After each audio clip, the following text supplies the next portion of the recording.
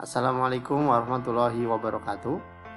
Teman-teman yang berbahagia, kembali lagi kita di Reading and Writing Spatial Data bersama saya Ahmad Fauzan. Pada kesempatan kali ini kita akan membahas bagaimana mengimport file SHP atau file shape file ke dalam R.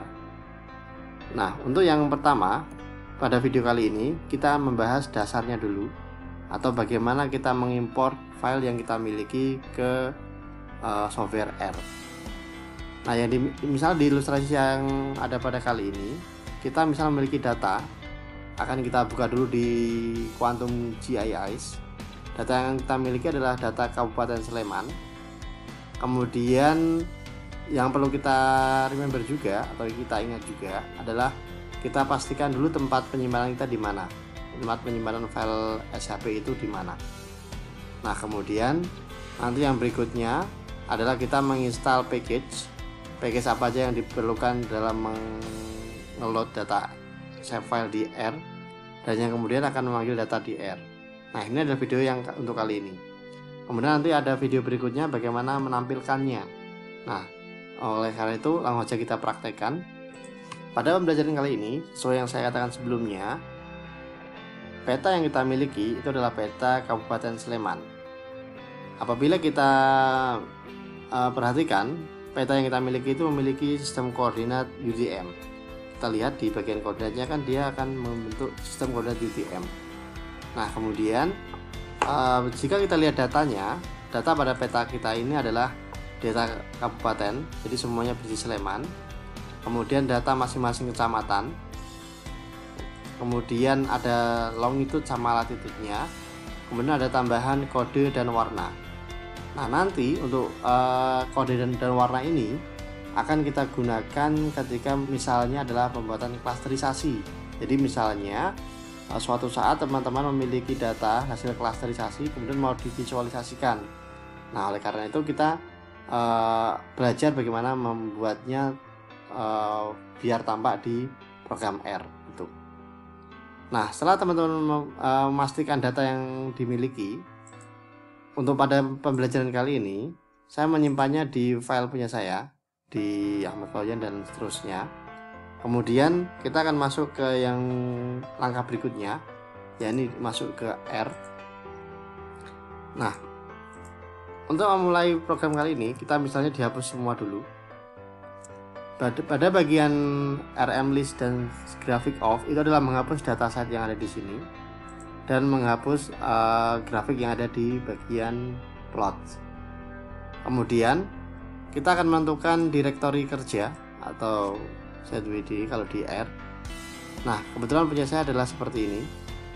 Ini dapat kalian sesuaikan dengan tempat penyimpanan teman-teman, jadi tidak harus sama. Nah, kemudian ketika kita mengecek GetWD atau mengecek direktori kerja, maka akan muncul direktori yang tadi kita simpan. Apabila mau melihat hasil isinya, kita bisa mengecek di listnya saja. Nah, ternyata file yang saya miliki itu ada banyak di dalam folder yang saya miliki. Kemudian setelah kita memastikan direktori kerjanya, langkah berikutnya adalah menginstal package-nya. Untuk pembelajaran kali ini kita memerlukan 4 package. Yang pertama adalah SP, kemudian OpenStreetMap, Raster, dan Gistol. Jika teman-teman ternyata itu error, biasanya karena Java, umumnya di bagian OpenStreetMap, teman-teman bisa menginstal terlebih dahulu Javanya. Jadi secara default itu di laptop kita Javanya itu sudah terinstall, tapi ukurannya adalah 32 bit. Sementara yang untuk program OpenStreetMap itu adalah Javanya adalah yang 64 bit. Oleh karena itu, teman-teman bisa menginstal terlebih dahulu Javanya, bisa di java.com download.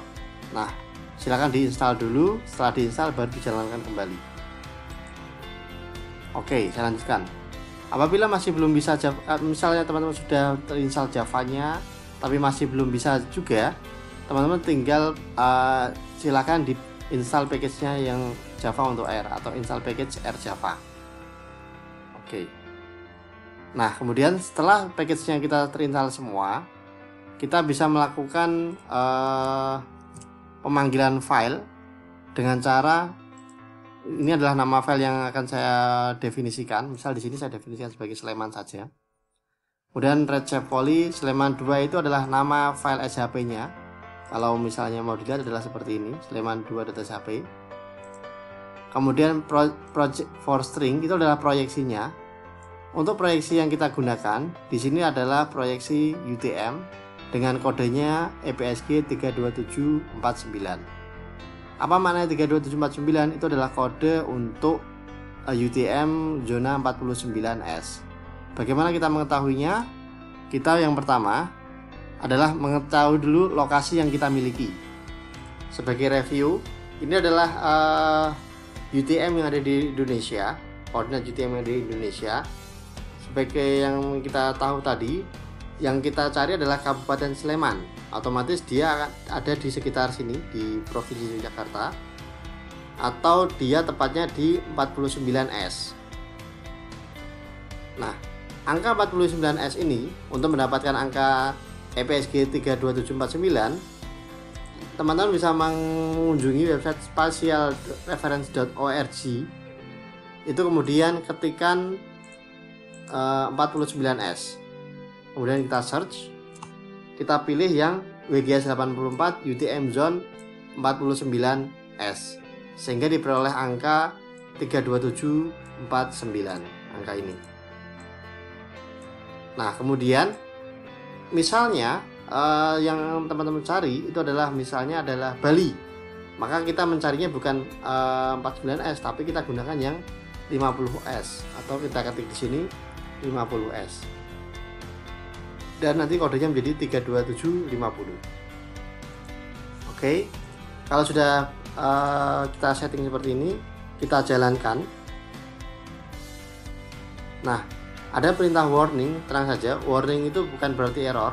Warning itu adalah peringatan bahwasanya kalau sesuai dengan perintahnya masing-masing. Kalau sudah, pastikan referensinya itu benar. Ketika nanti salah, maka proyeksinya pun juga akan salah. Kemudian kalau kita lihat hasilnya, name Sleman itu berarti maksudnya name Sleman itu adalah memanggil atributnya yang ada di file SHP kita, di file Sleman ini. Kemudian kalau mau melihat isinya, ada beberapa bagian. Yang pertama adalah feature-nya 17, itu adalah maksud 17 di sini itu adalah banyaknya baris. Kalau di sini berarti banyaknya kecamatan. Sementara 413540 dan seterusnya itu adalah Xmin sama Xmax untuk data UTM.